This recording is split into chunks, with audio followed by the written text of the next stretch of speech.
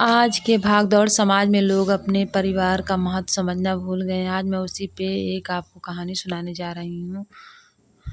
अगर आपको मेरी सुनना अच्छा लगे तो लाइक, शेयर एंड सब्सक्राइब कीजिएगा।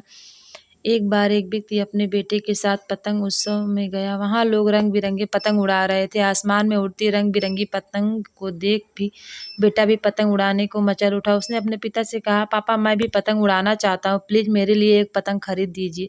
बेटे की इच्छा पूरी करने के लिए पिता पास के ही एक दुकान में गया। वहाँ से एक सुंदर सी पतंग और डोरी वह अपने बेटे के लिए खरीद लाया। बेटा पतंग पाकर खुशी से झूम उठा।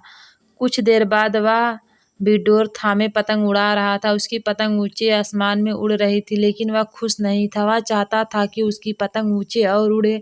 वह पिता से बोला, पापा ऐसा लग रहा है कि डोर की वजह से पतंग ऊंची नहीं उड़ पा रही है, क्यों ना इसकी डोर काट दी जाए, इससे पतंग आज़ाद होकर और भी ऊंचे उड़ने लगेगा। प्लीज़ आप इसकी डोर काट दो। बेटे की बात मानकर पिता ने पतंग की डोर काट दी। डोर काटते ही पतंग ऊपर जाने लगी। यह देख बेटा बहुत खुश हुआ, लेकिन कुछ देर बाद पतंग ऊपर जाने के बजाय नीचे आने लगी और एक मकान की छत पर जा गिरी। बेटा यह देख हैरान में पड़ गया। उसने यह सोच कर पतंग की डोर काटी थी कि पतंग आसमान में और ऊंचा उड़ने लगेगा, लेकिन वह तो नीचे गिर पड़ी। उसने पिता से पूछा, पापा ये क्या हुआ? पतंग आसमान में और ऊंची जाने के बजाय नीचे क्यों गिर पड़ी?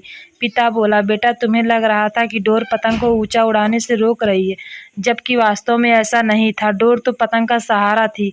हवा की गति के अनुसार तुम डोर खींचकर या उसे ढील देकर पतंग को ऊंचा उड़ाने में मदद कर सकते थे, लेकिन जब डोरी रूपी सहारा कट गया तो पतंग को मदद मिलनी बंद हो गई, वह नीचे गिर पड़ी। ऐसा जीवन में भी होता है। परिवार जीवन की ऊंचाइयों पर पहुंचकर हमें लगने लगता है कि परिवार, रिश्ते और दोस्त हमें बांध रहे हैं और सफलता के शिखर पर पहुंचने से रोक रहे हैं, लेकिन हम भूल जाते हैं कि ये वे लोग हैं जो हमें ऊंचाइयों पर ले जाने वाली डोर हैं। उनके नैतिक बल के बिना सफलता की उड़ान मुश्किल है। बेटे को अपनी गलती समझ आ गई।